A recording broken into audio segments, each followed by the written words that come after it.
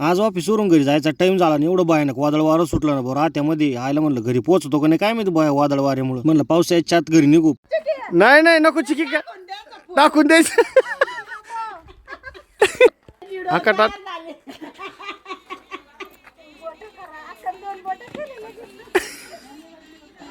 हे आहेत आमचे टुनटुनवाडीचे कामगार. हे सगळे मोक्करदमी, हे मुक्करदमी. यांच्या डोक्यात बघा तुम्ही सगळ्यांच्या कॅप्टन्सीच्या टॉप आहे. रानात काही खुरपायचं असेल, कोणाचं काही सोंगायचं असेल तर संपर्क करा टुनटुनवाडीला. घरी निवांत बसलो नाही तर लगे आई म्हणे गॅसची टाकी संपली. होय म्हणे गावात गॅसची टाकी घेऊन. मग अशा कामाला आपण एकटे नाही जात. लगे बबलू शेटला कॉल केला. म्हणलं बबलू चला म्हणलं गावात जायचं आपल्या गॅसची टाकी आणायला. तिथे गेल्यावर 2-5 मिनिटात लगे पुस्तक भरून घेतलं. काकाला म्हणलं काका आम्हाला टपक्यान टाकी द्या, आम्हाला घरी जायचंय. म्हणलं आईले ओरडन स्वयंपाक बाकी. आज आता गंमत आज झाली. तुम्ही माहिती व्हिडिओ वाकडी तिकडे कोण येते. नवीन हातात मोबाईल दिल्यावर असंच होतो. तेवढ्यात तिथं आमचा एक मित्र केक घेऊन चालला. तो आणि माझा बर्थडे म्हणलं भाऊ हॅपी बर्थडे वर का भाऊ तुला. बबलूला मला केक द्यायला आला होता. म्हणलं भाऊ तो मनापासून एकदम आभार, आम्हाला केक खाऊ घाल राहिला. आता विषय आज झाला. मला नुसतं इकडे तिकडे बघूस तर बबलू शेटने एक घास खाऊन घेतला होता. म्हणलं माय वाटेला केक राहीन का म्हणे. मग भाऊ तुला पण आणि मला पण दोघं केक खाऊ म्हणे आपण. बबलू म्हणलं बाय बरं माझ्या संग आल्यास तुला फायदा झाला का नाही, तुला केक खायला भेटला. तो भागलं ना मा भागलं. त्याच्यामुळे कोणचा मित्र म्हणत असला चल माझ्या संग, त्याला नाही म्हणायचं नाही. लगेच त्याच्या गाडीवर बसायचं निघायचं. कधी कधी फायदा होत राहतो, नुकसान तर होतच पण फायदा पण होत राहतो. आईला स्वयंपाक करायचा नसताना भाऊ मग ही टाकी डायरेक्ट पाकिस्तानमध्ये ठेवून आलो असतो मी.